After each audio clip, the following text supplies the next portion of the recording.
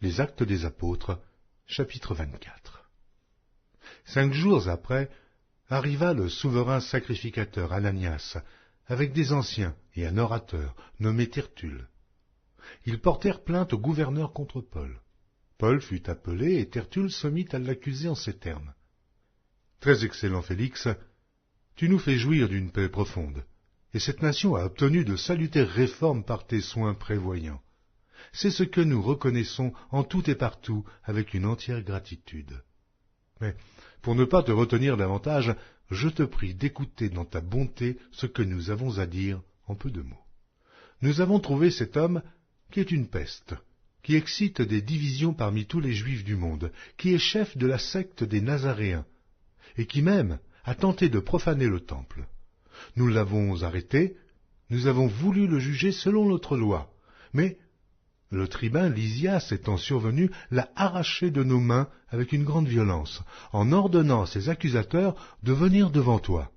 Tu pourras toi-même, en l'interrogeant, apprendre de lui tout ce dont nous l'accusons. » Les Juifs se joignirent à l'accusation, soutenant que les choses étaient ainsi.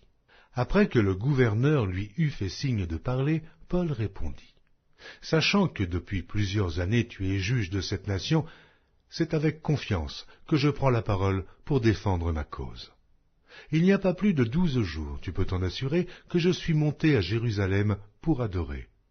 On ne m'a trouvé ni dans le temple, ni dans les synagogues, ni dans les villes, disputant avec quelqu'un ou provoquant un rassemblement séditieux de la foule.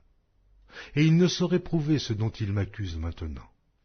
Je t'avoue bien que je sers le Dieu de mes pères, selon la voie qu'ils appellent une secte, croyant tout ce qui est écrit dans la loi et dans les prophètes, et ayant en Dieu cette espérance, comme ils l'ont eux-mêmes, qu'il y aura une résurrection des justes et des injustes.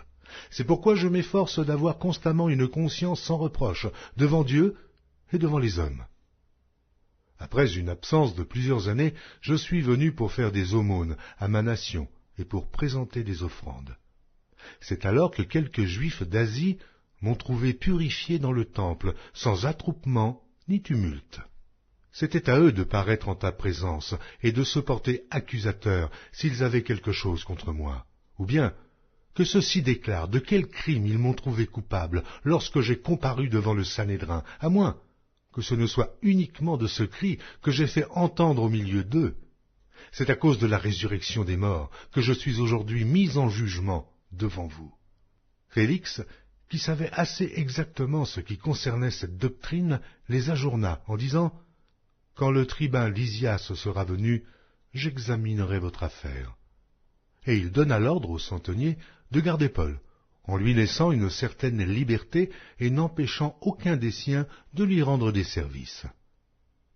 Quelques jours après, Félix vint avec Drusille, sa femme, qui était juive, et il fit appeler Paul. Il l'entendit sur la foi en Christ. Mais comme Paul discourait sur la justice, sur la tempérance et sur le jugement à venir, Félix, effrayé, dit « Pour le moment, retire-toi. Quand j'en trouverai l'occasion, je te rappellerai. » Il espérait en même temps que Paul lui donnerait de l'argent. Aussi l'envoyait-il chercher assez fréquemment pour s'entretenir avec lui. 2 ans s'écoulèrent ainsi, et Félix eut pour successeur Porcius Festus. Dans le désir de plaire aux Juifs, Félix laissa Paul en prison.